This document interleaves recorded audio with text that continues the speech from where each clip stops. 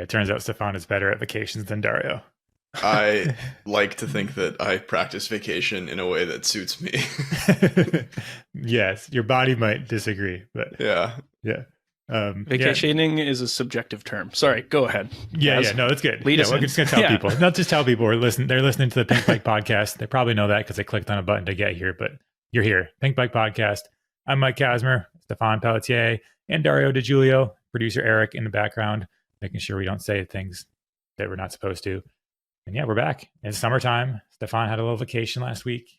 Went to Yes. Ontario. And that's what we were just talking about before we started recording, how hard it is to stop riding your bike for a week. Was it hard? Yeah, it was actually 2 full weeks of no biking whatsoever. Dude, I couldn't. Dario's twitching. You can see he just can't. Yeah. It makes him. Yeah, I don't know. One time I went over there. There's not really much mountain biking where I was, so one time there was a road bike like around, and I road biked around the lake. And I wouldn't say I'm like a big road biker, so. But yeah, no, 2 weeks off of the bike. It's kind of nice. I felt really refreshed. Did some like other sports, like water sports that I'm not good at, and get kind of humbled that way. But yeah. Yeah, Dario, you have a different idea of vacation. Hey, I mean, I like taking, like a vacation, but I also love riding my bike. So it's kind of hard to omit the two. I don't know. Yeah. Well, like yesterday, I saw you yesterday. We were riding, happened to run into you, which happens strangely often, but maybe not. But we just end up like the magnetism between Mike and I is strong. Yeah, we just attract to each other. Even if we're on our own separate rods, we end up meeting deep in the woods. And Dario said he was feeling really tired because he did a bunch of testing and stuff last week, and he was sleepy. And I was like, oh yeah, I get it. And we rode some pretty hard trails, and he was on his tall boy, so kind of pushed the tall boy to the limit. And then he went his separate way, and I went home, and I had a decent ride, but nothing crazy. And then I looked later, and he did 7,000 vert on his day when he was tired and sleepy. And in my defense, that was me like trying to kick my system back into gear, as opposed to yeah, I think there's two approaches to exhaustion. There's embracing exhaustion, and then there's like trying to punch out the other side of it. Yeah, if you overtrain enough, then you become trained, right? Yeah, exactly. That's how you're just going to keep going. It's a cyclical thing. What are you training for? The next ride. True. Yeah. Actually, that is what, well, I should add too that it wasn't like a conscious decision of mine to go somewhere that I can't bike. Oh, that's fair. Like, it was like a byproduct of where I was going. Yeah. If I could have biked, I think I definitely would have. But it is nice sometimes, I think, to just take a break and. For sure. Yeah. It kind of. No, we're not actually shaming you for. No, I know. No, not at all. I went to New York earlier this year, and I did a week without riding. It was nice. But you have to admit that you're pretty nervous about that. I was super nervous about that. Yeah, I was freaked out, but it worked out great. It was nice. I just walked around. I rode a city bike once. Yeah, it's fine. Turns out it's okay. Nothing bad happened to me. Yeah, it's true. Yeah, I guess I did that last winter before last. I went to Miami and Austin to go places where there wasn't biking, kind of on purpose, just because that way almost the temptation's not there. It's kind of fun to do regular things and not always have to revolve around bikes. But all of us But it is a biking spoiled. podcast. Yeah. Yeah, and we're kind of spoiled that we do kind of our job to ride bikes. So we get to ride more than most people. So I think it was the other way around. If I only got to ride a couple of times a week, I'd probably go on more biking vacations. For sure. Yeah. But vacations it's good to mix it up. Good. It's good to have like one non-biking maybe a year, and then the rest can be biking. Yeah, I think that's a good balance. I think it's good to have another sport too.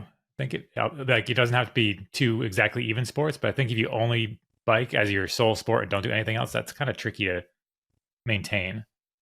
Kaz, what's your other sport? Skiing. Okay, yeah. Yeah. It's like I think it's nice, just like an off-season sport or something else that you could kind of dabble in, or like when I was younger it was rock climbing, but now it's just skiing in the winter. Skiing is definitely very complementary to biking. Yeah. I think. Yeah. Like this seems like the time of year where I start thinking about skiing. When it gets really hot and I'm sweating so much, then I'm like, ooh, skiing is fun. I would mind another hotter day right now. Yeah. It doesn't even feel, to me, it feels like summer just started, but I do realize that it's like the second half of July. Yeah, it's going fast. It's going to be August soon, which is crazy. We got Crankworks coming up. Crankworks when it's Crankworks, then it feels like summer once you go there and you're in the Whistler thing. But I find too that Crankworks has always kind of felt like also the end of summer. Do you guys ever feel that? Like when Crankworks ends, especially when it's in August, you're like, damn, like It goes fast. I guess that was summer. Like there's like a week left, and then the kids are back in school, and like, but it's also great because it's hopefully going to rain soon, and then the trails are good again. Yeah, I know we're in full. The dust is like it rained a little bit, and now we're in the dust time where it feels. I think that's what feels like summer when the dust reaches a certain depth. Then you know that you've hit the summer. That brief chunk of ride that we had together yesterday was enough to put so much dust in my eyes that I had like globs coming out all morning. Yeah, it's hard to ride with. It's hard to ride with friends this time of year, or like close with friends. You got to like space it out. Yeah. The dust settle. Yeah.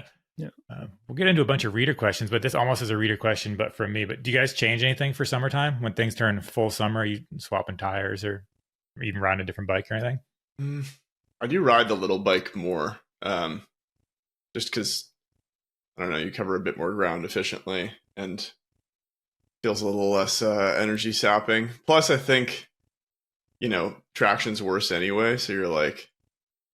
I feel like you're losing out less. I feel like I kind of lean into the no traction and like almost pump my tires up more and you can kind of get it like drifting. I like that. But also I think that's partially because I end up at the bike park a lot more. So I just But I think I need like go ahead. Sorry, like muddish tires in the dry and enjoying that, like high roller and hillbilly. And honestly, I think that's the move. At least around here. For proper steep stuff. I mean, they even do that World Cup too. It just if the dust is deep enough, it acts like mud, and then if you have a spike to kind of penetrate down, it's pretty good. Yeah, I need to try some fresh tires. I feel like in the summer, I kind of just let my back tire go. The back tire's gone, but the front tire has a lot of grip. Yeah, like I almost like it. It gets to like a worn out point where it really lets go, but you know it's going to let go, so you can kind of just like drift everywhere and then you put a freshie on and it ruins your riding because you don't know what it's just going to do. Keep turning, can't get out of the turn. I don't know if I change much though. Really, I think I ride very differently though. It gets quite scary to ride. I feel like as soon as it dries up, a lot of my friends end up getting hurt or whatever because you're just not used to the marbles, and it's a dangerous time of year to bike. Yeah, the transition is really like the hardest part is when it goes from perfect dirt to marbles. And then you just have that kind of loose on hard pack. And that's the hardest thing to ride because you come around a corner expecting to hook up and then you're just like into the black berries. Big time. Yeah. Did you change anything, Kaz? I think I'm on the XC bike a little bit more. I kind of like the super slick, kind of scary tires, but they're definitely more fun when it's dry. And they get drifty, but you expect it. And, And then I really need to get a short travel bike. I don't have one. All I have is a big enduro bike, and it's not. I wish I had. I think I've been riding more e-bikes because I want like something a little zippier for the summer. Yeah. It's nice, especially when you want to go out for like a quick ride and then go to the lake or something like that. You can spin out some fast miles and then go. Yeah. You just don't feel like you're slogging around on some big heavy sled for no reason. Absolutely. Yeah. Cool. Let's see. This week in the news, there wasn't anything too super, I don't know, industry changing, groundbreaking. We do have Hardline coming up. So I have one show and tell I can talk about briefly. Yeah. What do you have? We've got the new aluminum Vala comes out Tuesday this week. Nothing groundbreaking, but an aluminum version of an e-bike that was pretty good. So. And did you get a ride in on this one? Yeah, I rode it. I rode the Eagle 70 version. Retails for $6,800 US. And I think like as far as budget e-bikes go, it's a pretty strong option. What does budget what's budget for Santa Cruz look like? $6,800 USD. So not cheap at all. What does that get you? Gets you like base level RockShox suspension, like a Zeb, and an unadjustable shock. You get DB8 brakes, aluminum wheels. I'm not like super impressed by the build kit for the price, but it is like I rode gnarly stuff on the bike and had a fun time. So yeah, it's just so crazy to imagine spending almost $7,000 on a bike and then needing to upgrade more things. I know, and but especially things like having the suspension and brakes. Yeah, but again, they do work. It's just not. But for $7,000, you know what I mean? Like for $7,000, buy like the top of the line pedal bike and don't look back. That's what I would do here. Yeah. I have yet to see like a budget. I think that Vetus that I had that you've got now, Stephane, Yeah.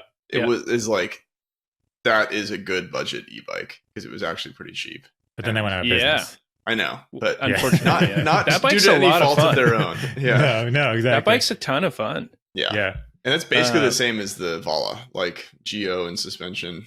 Totally, and it like DV8s but you swapped out the rotors for the good rotors and good pads, and that's then all it's like because I've heard kind of mixed reviews over the DB8s and how much kind of stopping power they have, but I think once you change the pads and put proper rotors on, it's like it's fine for me anyways. And I'm a pretty big boy. Hey, wait, we just said they went out of business, but didn't. Well, I guess YT didn't go out of business. Oh, but that is YT. industry news. Yeah, that was kind of big news, actually. Big. Yeah, I mean, YT's in. I guess they're restructuring. Yeah. So and it's interesting because from YT's side, they're saying business as usual. We're going to be fine. You're set. Yeah. And by the time this podcast comes out, they would have launched their new e-bike, a new Decoy. But I don't believe them. Just based on what commenters have said, there's people that have ordered bikes and received emails that say, we're not giving you your money back. There's definitely some customer frustration. Understandably, I've reached out to YT. I haven't really gotten any concrete answers at the time that we're recording this, but it does seem like things might be a little bit more dire than they're letting on. I'm really curious to learn more, and we'll update as it goes on. But I feel like it's never like administration is never like, it's not good. It's no, you're not like, we decided to do this like gigantic ground shaking thing just for kicks. Like it is, there's a reason. Yeah, it's a big deal. But I think it's frustrating, especially for customers, if they read this article. I mean, YT is saying it's fine, but then there's people. I think basically just said that they won't get the money back. People that had orders in wouldn't get their money back because the company's insolvent. You're considered a creditor if you've paid the money and not received product for it yet, and so in that circumstance, like you might not be due a refund. And then they're launching this bike, and then I asked them, this bike is coming out. How's that work? They said, it's fine. It's business as usual, which so it's a tricky one, Like, how do you trust that? Yeah, that's tough. Even if it is business as usual, like how many people are going to jump in on that? I don't know. Because it says, the exact quote from their little thing is YT Industries is operating as usual, including customer service and warranty support, which is good news, it sounds like. But if the comments are saying otherwise, we need to do some more digging. So I'm curious to see the comments when that bike comes out and how people are feeling about that. Were you guys surprised? I mean, I think that one kind of caught me off guard. You always hear sort of like X brand is struggling, or I mean, I think these days it's almost like across the board. I don't think any brand is super crushing it. But I was a bit shocked of like a brand of that scale having that. I didn't hear any rumblings, and like they spend money like it's nobody's business. So that didn't seem to slow down approaching this. So you kind of, I feel like sometimes you see sort of the warning signs of like they're cutting riders and cutting sports marketing programs, and you see less of them for a while, whatever it is. And then, but that one was it just seems sudden. And kind of a high profile team. And it's been interesting to watch the trajectory of YT, just because when they first came out, they were super budget friendly. That was like your value option. Consumer Direct, one of the first companies to really start shaking things up, where people saying, "Oh, I can just get a YT for this price." So, ride's the same as everything else. And then their prices kind of crept up, which I'm sure has to do with the cost of business. So they're be interesting to kind of get a little chart plotted of how their prices compared to other companies. I think other companies started lowering their prices to some extent just because they're trying to compete with YT. So everyone's trying to even it out. Yeah. I would say by and large though, like YT still hits a really good price point. Like, we often are giving them kudos for, budget bike of the year or whatever, because they do a really good job at that. But I wonder if maybe that's too. What was the thing they cited? They cited because they kind of said why they had to go into bad vibes. It's the same.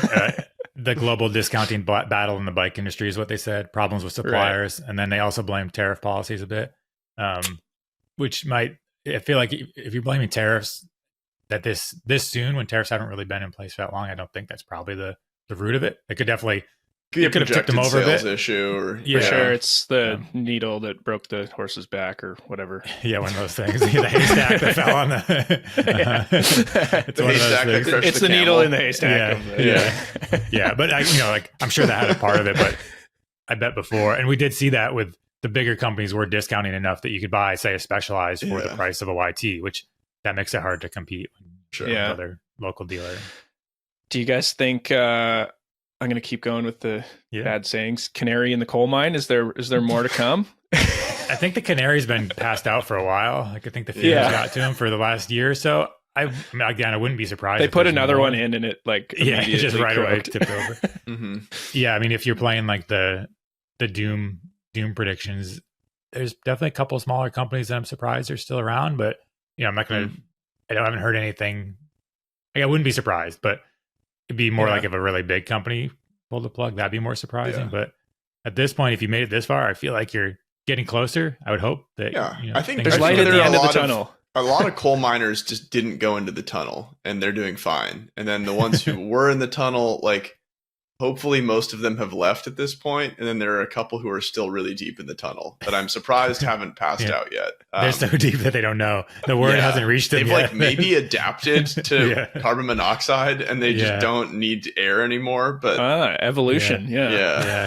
It's a good analogy. Yeah, so we'll see what happens with the miners, but I wouldn't be surprised if there's more. But this was a larger one that I didn't expect. I'm really curious to see what happens with it. But hopefully they can sort it out, especially for the customers. For sure, that did order. And will they be is the mob going to show up at the next race? Like, how does that? Yeah, I would assume those budgets are already done and dusted. But those are expensive paychecks. I think my understanding is when they go into administration or whatever, the bank sort of calls the shots on what stays, what goes, and like the restructuring to some degree.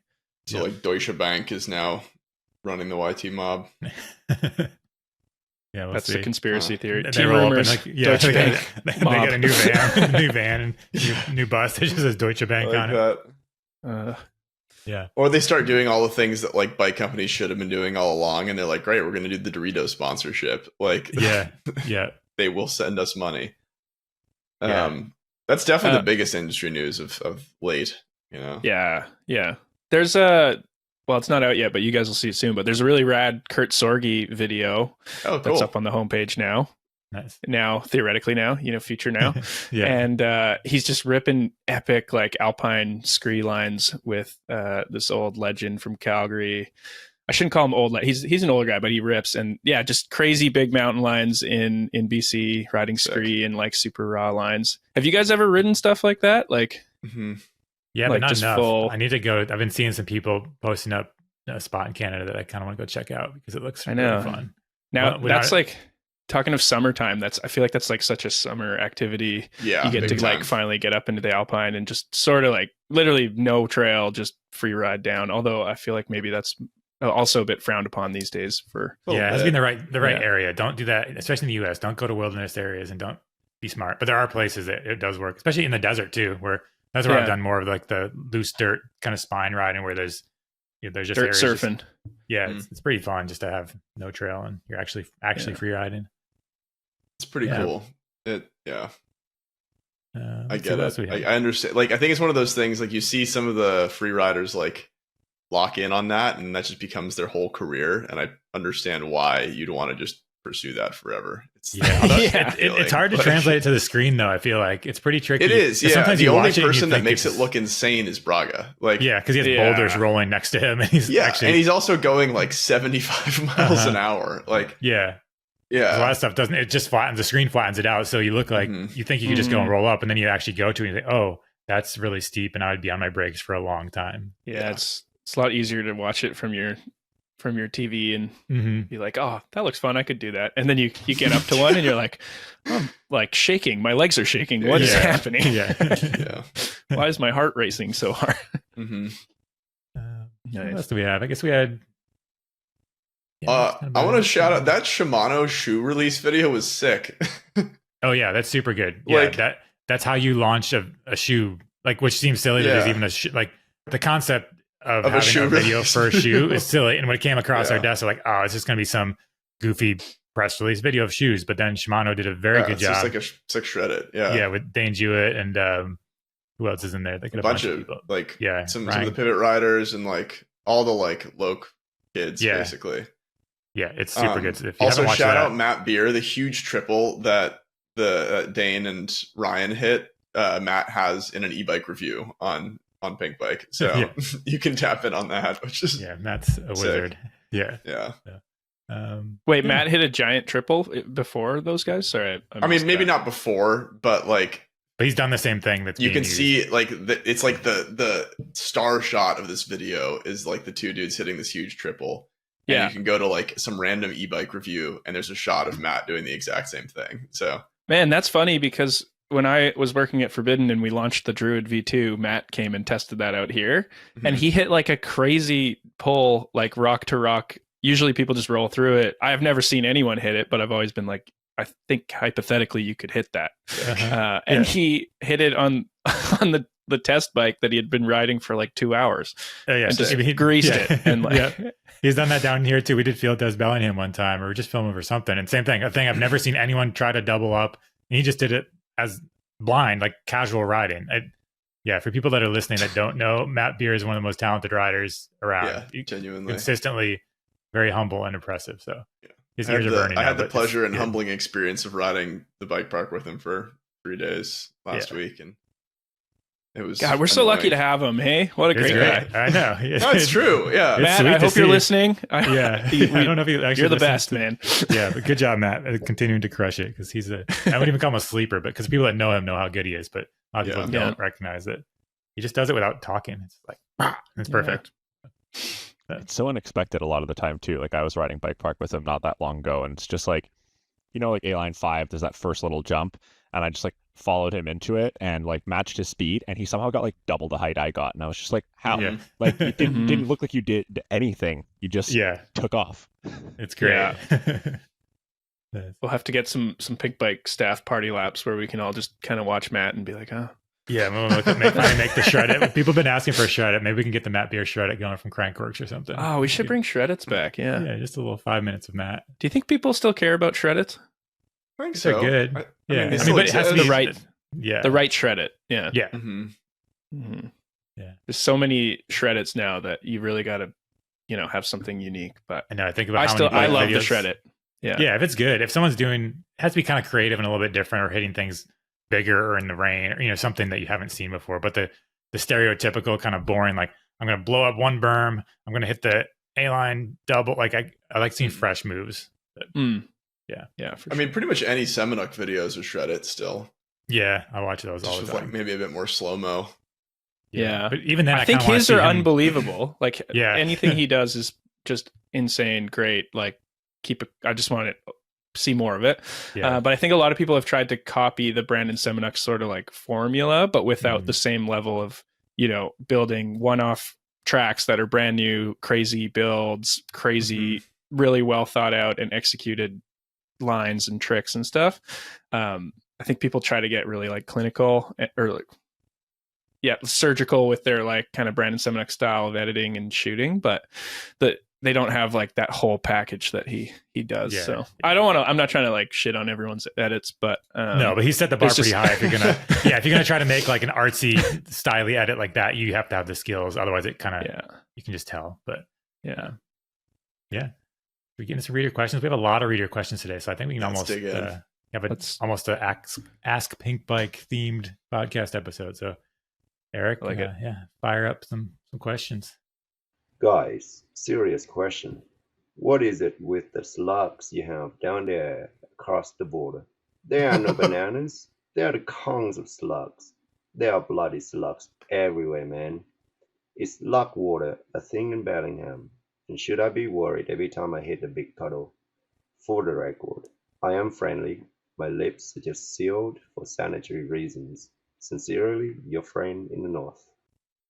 That was Hans Ray. That was Hans Ray. I'm telling you.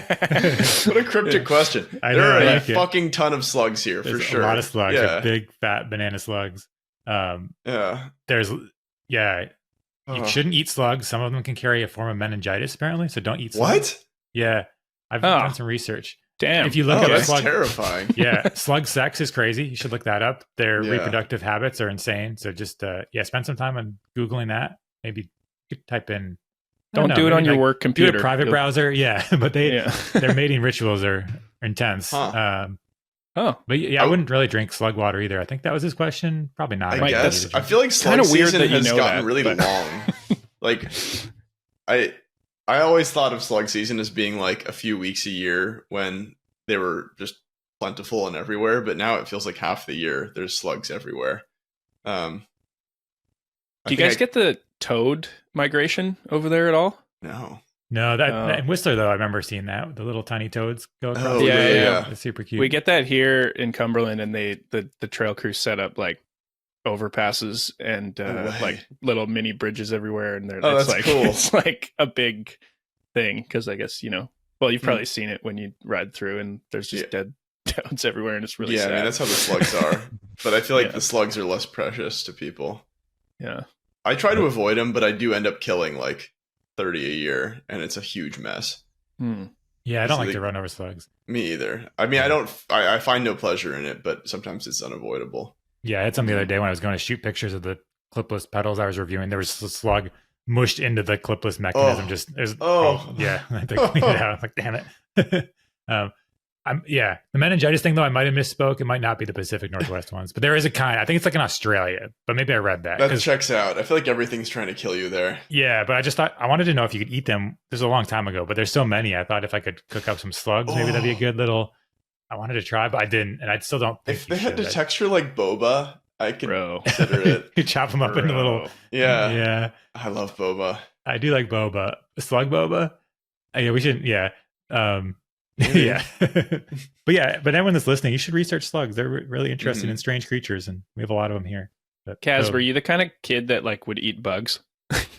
Not really. No. I mean, I've eaten bugs, but no, I don't think I was that kid. Hopefully, the one that eating glue and bugs in the back corner. I remember that kid in the neighborhood. Yeah, every group had that kid. I'm pretty sure that kid's in jail now, but yeah, usually, he definitely like lit a building on fire and is in jail. Yeah. No, luckily that wasn't me. I just the bug eating to arson pipeline is definitely strong. Yeah, definitely. Yeah. All right. Cool. Yeah, I don't know where. I hope we answered his question. Maybe. Yeah. Thanks for calling in slug water. Yeah, I've never gotten sick from riding through all the puddles around here, but yeah, it's Same. probably a good idea not to drink it. I mean, on that, I don't think you should drink any water. Mostly, I wouldn't drink any puddles. If it flows, it goes. But not a puddle. But even then, if it flows around here, not usually. It's like even then, I feel like you should have a filter. Ideally, yeah. Do you guys raw dog streams? I mean, high alpine, I've done it, but I'm always pretty scared. Yeah, depends on where I am. Yeah, in California, above 8,000 feet, I will raw dog a stream. But Bellingham at like hiker level, no. No, especially because there's a clear cut right above with motor oil leaking into the stream. Like Mike and I were playing with some equipment abandoned in a clear cut yesterday, and it's just like disgusting how much stuff is like leaching into the water table. So I'd be cautious. I have done it in a pinch. Like on a really long ride last year, I had to drink a lot of stream water, and I was fine, but I wouldn't recommend it. Yeah, I carry that little MSR, the tiny filter that almost looks like a blood pressure cuff bulb. Yeah, it's pretty easy. But luckily around here, it's pretty easy to find. Like there's water in bathrooms and stuff you can get if you're on a mega ride and stop by a little rest The stop. Gatorade fountains are definitely plentiful. So. You have to pay for those though. But yeah, it's true. Cool. All right, what do we have next? Hey guys, what do you do with your phones when you're riding? About 6 months ago, I bent my new iPhone crashing, but it didn't completely destroy it. And then about 2 days ago, I absolutely ate shit and squished my phone and put a big crater in it. It was in a hip pack during a really muddy enduro race that I was unprepared for. Do you guys just not crash as much like my dumbass, or do you have a better phone storage situation? I don't keep it in my pocket anymore. I keep it in my little hip pack. But it's like a basic REI fanny pack thing. Yeah, thanks. I feel like put it in the chest pocket of a vest is probably the safest spot, but I usually just have mine in my pocket. I have also destroyed 2 phones doing that over the course of decade. So I wish they would make phones. I wish they just had a really tiny phone that you could just carry just for emergency, like almost like an old style flip phone. Yeah, phone. Yeah. I do carry a phone, but I hate carrying it. But I also feel like I might as well in case I get hurt or something or need to call. So I think it's. I'm glad they exist for kind of safety reasons, but I hate carrying it. So if they make a tiny one, it'd be sweet. I also have had a phone be smashed in my pocket, and but I keep it in my pocket for the most part. The Acta pants, those ones. Yeah, I actually was just gonna say they have the pad thing. Yeah, it's a D3O padding around the pocket. That really works. I mean, it would harden up. I mean, for like a slam, yeah. I'm pretty sure my phone saved my leg once. Like the phone was destroyed. Like it looked like a giant bullet went into it, or like it was like just a huge dent, like a apple-sized dent. And I was just thinking, like, if that had hit my leg, that would have been really bad. So maybe it's good to have your phone. I mean, you can get a new phone, but you can't maybe get a new leg. Yeah. I was riding with a buddy a few years ago, and he fell into some bushes and hopped up fine. We got to the bottom of the trail, and he pulled his phone out to check something, and he had fallen on a piece of rebar, and it punched through his phone and mushroomed the back out. And it was like the metal was like distended and ready to burst through. But genuinely, like where we were, I don't think it would have gone very well if that had just like punched into him. So he actually might have had his life saved by carrying a phone in his pocket. It's like the old stories in like World War II with the dudes who carry their Bible in their chest pocket and then they get shot and saves them. And now it's like the weird modern version. The Google Pixel 4 is the thing that saves your life. Yeah. Yeah, man. Yeah. Yeah, just get the Apple Care and just replace it. I mean, that's honestly like inevitably the thing I did do is I paid for like the longer Apple Care because last time I destroyed my phone, it was like an annoying expense. And yeah. But there might be some sleeves out there. I bet someone is making some sort of protective little D3O case or something like that. 100%.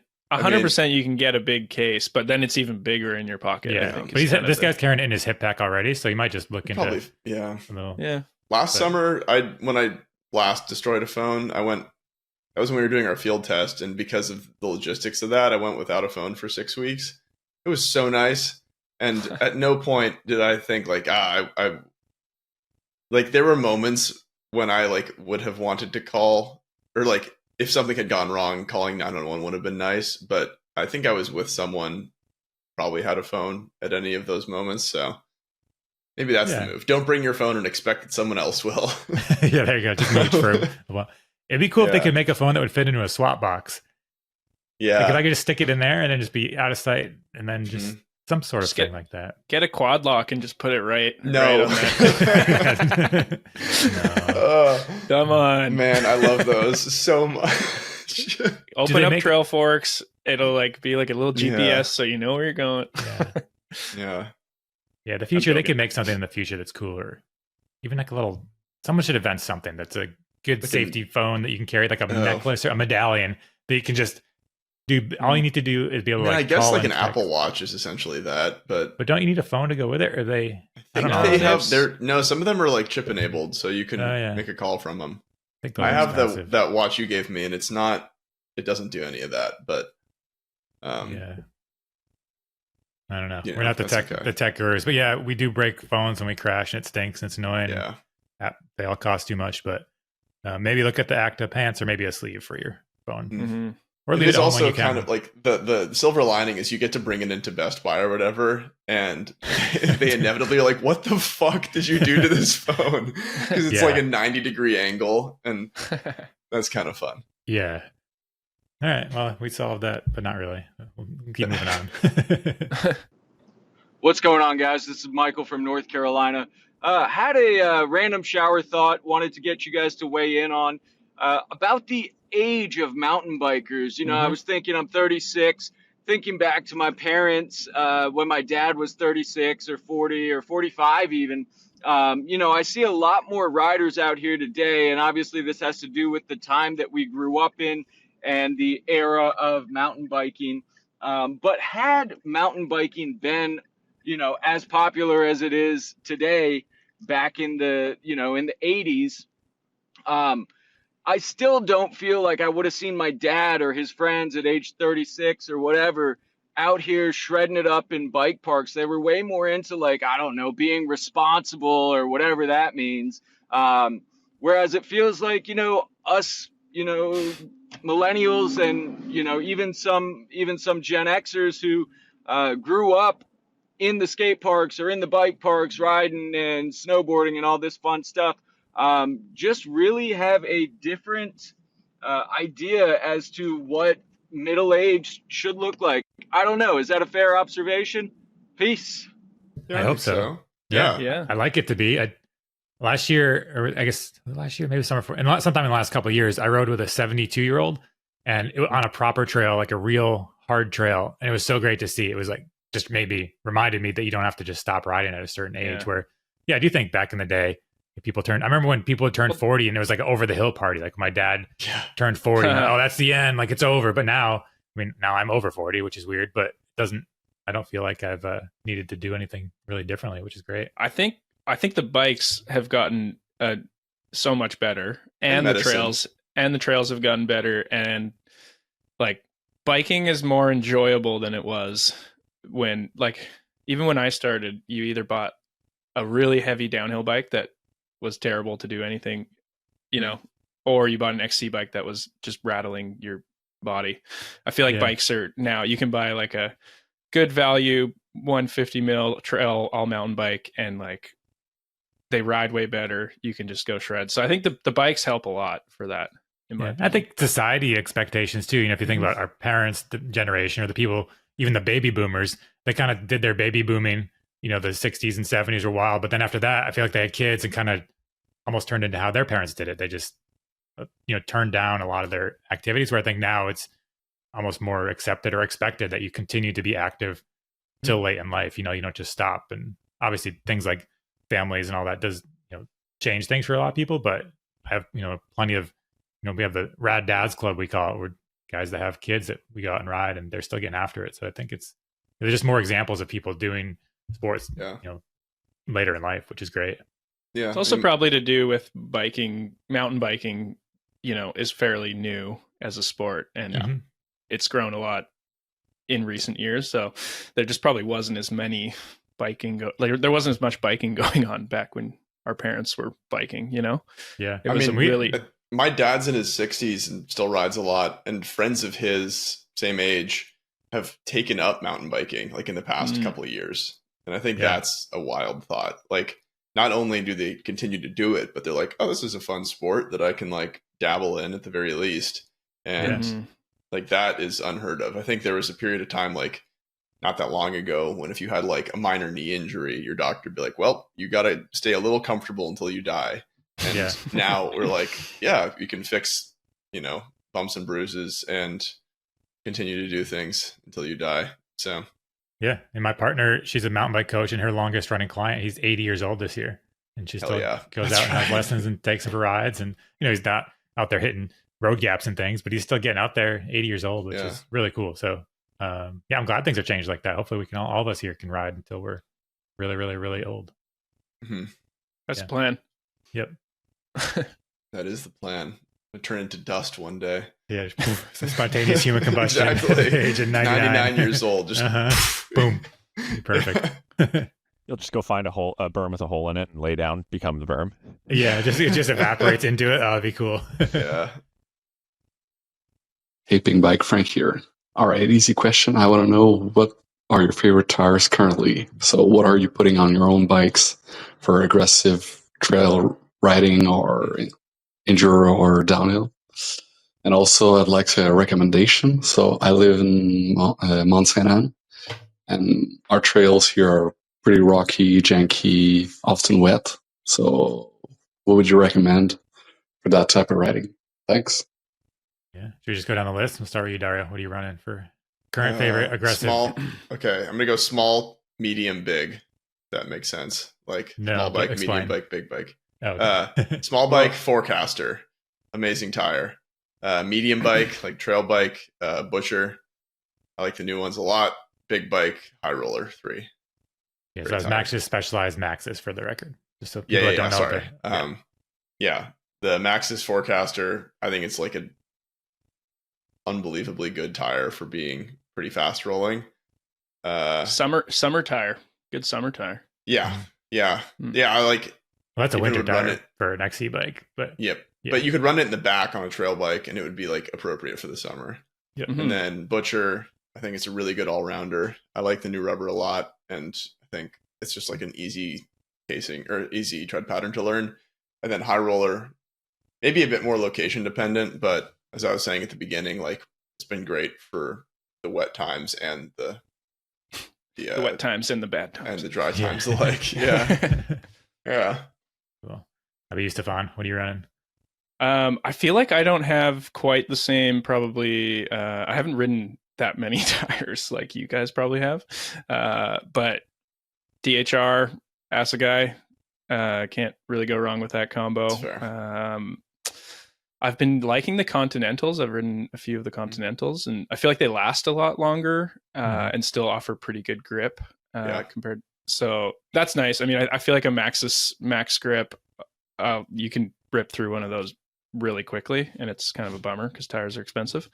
So yeah, I like the Continentals because they last me longer. Yeah, I don't know. I haven't ridden like all the different brands that you guys probably have. So. Yeah. I'm with you for the Assegai. DHR2 is kind of the go-to for just basic all year round. But the radial on the Magic Mary, front and rear on a bike right now, and I'd say that's my current favorite for when it's really wet or really slippery. Just the grip you get for that in wet conditions is amazing. Mm-hmm. And yeah, so would that be your recommendation for Mount St. Anne? Have you ever ridden Mount St. Anne? I have. Yeah, last year I was out there, and I would recommend giving it a try. And I was there last year, and last year I had a Assegai DHR2, and it was pretty wet, and that worked well. But yeah, I would definitely recommend the radial tires for there, just because especially on the wet routes, they have a lot of kind of slimy rocks.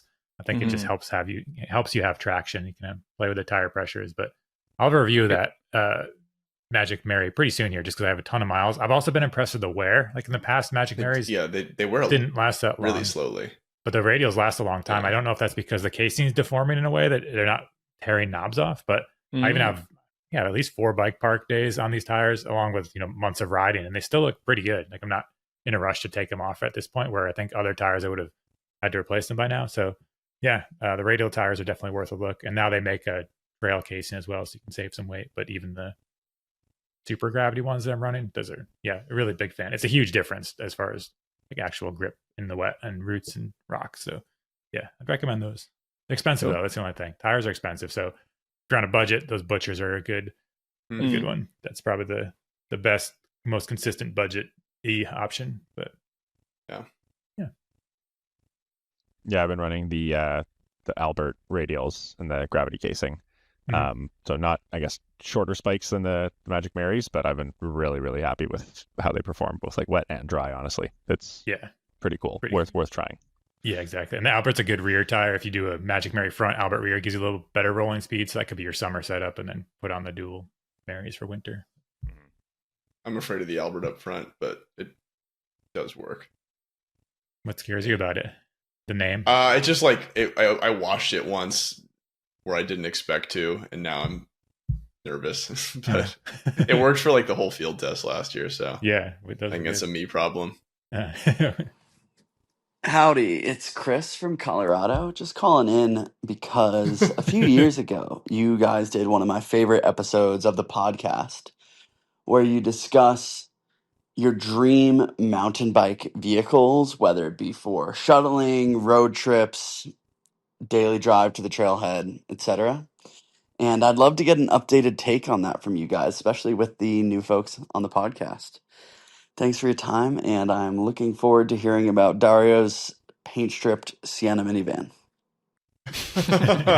Honestly, like that's on the short list. A minivan? Well, specifically a lifted Sienna. My buddy Kyle has one, and it's objectively like a pretty perfect do-it-all.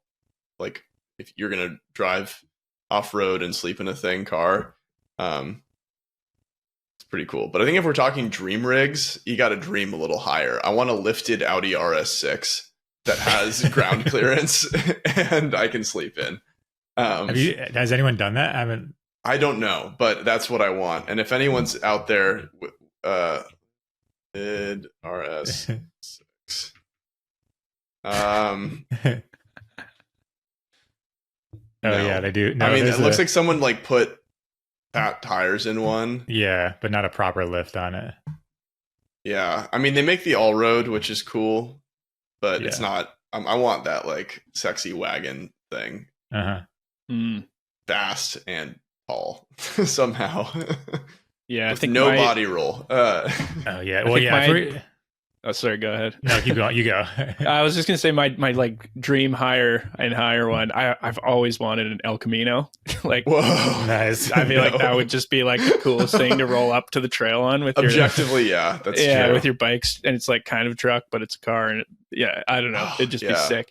But I feel like actually practically, like, well, if you're camping, I think the vans are pretty ideal. I've seen some pretty unreal, sprinter van builds. I spoke about Reg Mullet earlier, but he's from Calgary and has this pimped out sprinter van that's like, I remember just thinking it was the coolest thing ever, but ton of money.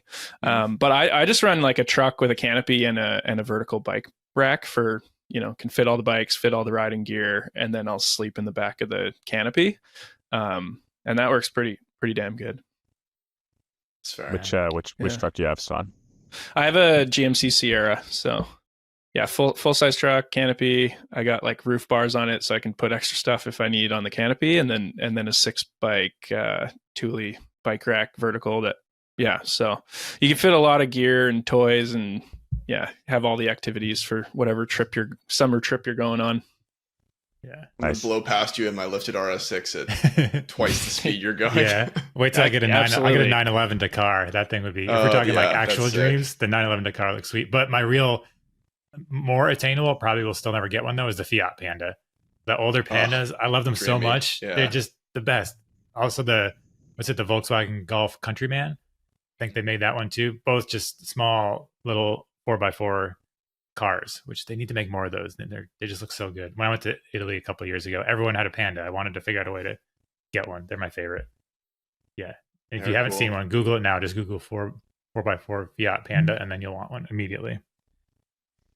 Were any of you guys on the previous podcast where they talked about cars? And if so, what were some No, of I don't the think I was. I would have been. I can't remember what we talked about though. I mean, I bet you Maybe mentioned the it's Honda Panda. Fit? Yeah. Honda Fit. yeah.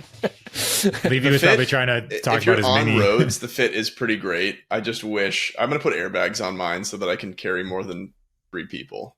That Oh, would yeah. be sick. I had to do some off-roading in the Fiesta this weekend. I was a little nervous because Really? we were going to someone's wedding reception that was kind of up in the hills a bit, and I didn't realize that the road ended, and you had to drive dirt road for a couple miles, and it was kind of rough. It worked, but I was very nervous that I would be that idiot that rips off the oil pan or gets a flat tire or something. But Yeah. I I think went eventually, backpacking a couple weeks ago, and the Fit did shockingly well on a very long dirt road drive. Like, I wouldn't say it was comfortable, but it was fine. yeah.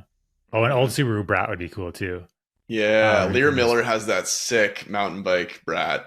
That So is. his is that's a new Brat though. I'm talking about the yeah. original. Oh, Brat. you want original Brat? Yeah. Because there's a guy here in town that also has one that he's got the rack on top. Yeah. But no, I want the original Brat. Fair. Yeah, There's one around town in Squamish. Dude has it's like mint, like has the jump seats and everything, has like these like big off-road lights mounted on the roof. I can't remember who he is, but he's part of Sorka. Like I see him around at socials and I see his car at the trailhead all the time. That thing is sick. that'd be cool. Yeah, I've- that'd be a dope one. I mean, personally, I've got a Ford Ranger that's been doing pretty good, 3rd gen Ranger, and I've built a custom camper on it, so that does a pretty good job of getting me around. Nice. Feels like the budget Tacoma for the area. Yeah, that's why. Yeah, I have a Trooper that's the budget 4Runner. Yeah, it's true. Yeah. It has an exhaust leak though, and it's really loud, so it needs some work.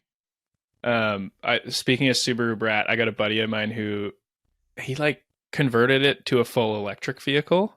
Oh, cool. Wait, does he live on the island? Yeah, he's in Tofino, and it's like a crazy. His name's Angus. It's a really cool name. Good but name. yeah, he's shout out to Angus's, and And his is so a Brat. cool. Yeah, it's a Brat, and he's Cool. That's cool. I don't know, he's really handy with that kind of stuff. Do you know what kind of range he can get out of it? Oh, I can't remember. He was here with it like a year and a half ago, and we were all kind of like, I mean, he thing's got crazy. it over from Tofino, so I guess that's something. Yeah. I've been researching doing that. I have this like nightmare box fan, and I want to convert it into an electric. And I've been like maybe half an hour a day, I do some reading, and all that I've learned so far is that it's probably not worth my time. But yeah, the amount of rust on that thing, I feel like you'll put batteries in it and they'll just fall through the floor. that is the concern. Yeah. We'll see. Yeah. Give me a year. We'll see what happens. Yeah. There's so many good, weird vehicles out there. Yeah. There's so many different like kind of use like types of trips you could go on with your bike too. Like, are you just driving yourself to the trail, or are you shuttling and camping in it? Or like, it'd be cool to kind of look into that or do a bit more on that. Yeah. To me, Well, sleeping in vehicle is pretty key. For sure. Which is the only downside of the little car, but yeah. Yeah. I guess we're almost time to the Crankworks. We do the rigs of Crankworks. That's when you just see the over the top bills where all the rich people roll up with those ones that like come off the Earth Roamers. The Earth Roamers, with the German plates on there. Everybody puts them on a Mm-hmm. boat and floats it over. And there's some. I mean, if I had $500,000 for a vehicle, I wouldn't buy a vehicle. I would just stay in some real nice Airbnbs for the rest of my life. But yeah, who knows? Different priorities. There would be signs. There would be signs, and we'd never see Kaz again. Yeah, exactly. I mean, in an ideal world, we wouldn't have to have vehicles at all. We could just ride bikes, and that would be nice. Luckily, I don't have to drive. I would invest my $500,000 in a public train system. Yeah, get the public get trains me going. anywhere I want to go. Yeah, public transit is so much and better. it would get us nowhere because that's not very much money in the scheme of transit. No, you get like one caboose. Cool. Well, nice. There's some car talk on a bike podcast. Hopefully that answers some questions, or at least inspires some people to buy brats and pandas and cool little things. Honda Fits. RS6. RS6, yeah. Hey guys, Mike here from Christchurch, New Zealand. More of a sports site kind of question. It's winter here, and I've kind of been doing more longer pedally rides. Nothing too technical in it, and it's good, but it's interesting how my mind can wander, and I'm sort of often struggling to stay focused on the riding. Just wondered if y'all have any tips on how to stay, just trying to avoid intrusive thoughts to creep in, and suddenly you've spent a whole section of trail thinking about the last Netflix episode you watched, and it's really not super helpful. That's okay. It doesn't have to be, you don't have to be focused completely the whole time, but I would like to be a little bit more focused on my rides. Any tips, any little gems for me, that would be much appreciated. Thanks, team. Love your work. My trick is to go ride longer rides. I feel like there's a point that where if you say you're setting out for a short ride, your brain can kind of, at least for me, this is different for everybody, but my brain can kind of race pretty quick for an hour and a half, 3 hour ride. But then if I go on a really long ride, there's a point where it feels like it tips over. Say you've kind of bit off a big mission, then initially your brain does just do crazy things. It's kind of hard to get out of it. But I find that with enough exertion and enough time, especially solo, for me, it can kind of turn off, and then you're just cruising and you get in that flow state, it's hard to do, but I would maybe try some longer rides by yourself and see if you can kind of either smooth out those intrusive thoughts or just kind of let them fade away. Or embrace the intrusive thoughts. Maybe they will make your ride more exciting. Yeah. Soon you'll have a Kona and you'll be on the internet. Yeah, buy the worst bike you can find on the internet. I too agree with Mike, where like a long ride clicks into a special spot. And like I went for a long ride yesterday, and like the first 5,000 feet of climbing, I was like, monkey brain, and then finally got tired enough that like I just clicked into, thoughtless space, which is a pretty nice place to be. So I would say if you've got the time, dig yourself a deep hole. If not, I don't know, find a pump track or something. You have to focus on those. Yeah. You'll hit the ground really hard. Or ride with buddies too. I feel like I like riding with buddies, and then you just have conversation, and it's nice as long as you're not redlined. Yeah, I'd say removing distractions too. We were talking about phones before, but make sure your phone is on do not disturb and away, out of your sight, and kind of just get things. So you're just You know, if you're riding with earbuds, wherever, ditch those. Just so you're kind of, it's just you and your bike and just riding. Because I think all those distractions can kind of pull you back into the real world where you don't necessarily want to be thinking about Netflix or work or meetings or anything. So it's tricky, but I think if you, with some practice, you can make it a nice way to reset. And I find that even with shorter rides, every once in a while, when you do kind of, feels like your brain sorts things out, and by the end of the ride, you feel so much better. And that's why, I'm sure that's why a lot of us do ride. Just kind of, you start out a ride a little grumpy, and then you finish like, oh, I'm such a better mood. Mm-hmm. Yeah, that's the move. So yeah, ride more. that's our answer to everything for this podcast. Yeah. When you're overtrained, ride more. It's a pretty good answer, though. Yeah, it's not bad. Yeah. Should we do our last techie question? Yeah, this one's a longer one, but we'll dig into this one.